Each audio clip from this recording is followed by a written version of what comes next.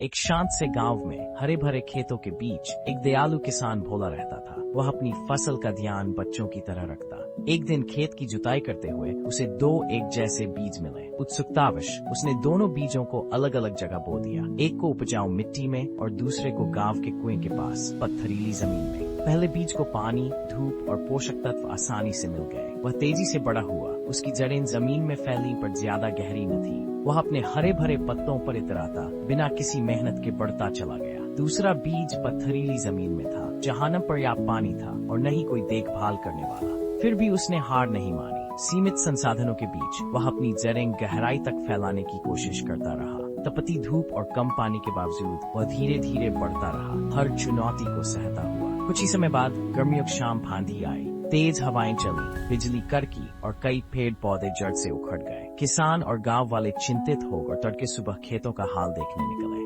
उन्होंने देखा कि उपजाऊ मिट्टी में लगा पहला पौधा उखड़कर गिर चुका था। उसकी जड़ें इतनी गहरी नहीं थीं कि आंधी का सामना कर पाती।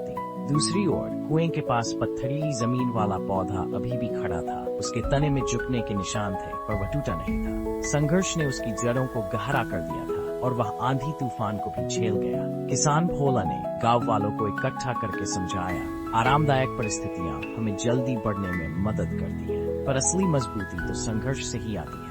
जिस तरह इस दूसरे पौधे ने कठिनाइयों का सामना करके अपनी जड़ें मजबूत की, उसी तरह जो भी इंसान जीवन के तूफानों में डटकर खड़ा रहता है, वही सही मायने में अटल होता है। गांव वालों ने सीखा कि कठिनाइयों से डरना नहीं चाहिए, उन्हें एक अवसर की तरह अपनाना चाहिए, ताकि जीवन की बड़ी से बड़ी आंधी में भी हम अडिग रह सकें। ऐसी और प्रेरक कहानियों के लिए संस्कार डेली चैनल को सब्सक्राइब करें और इसे अपने दोस्तों और परिवार के साथ शेयर करें, क्योंकि संस्कार ही बनाएंगे समझदार।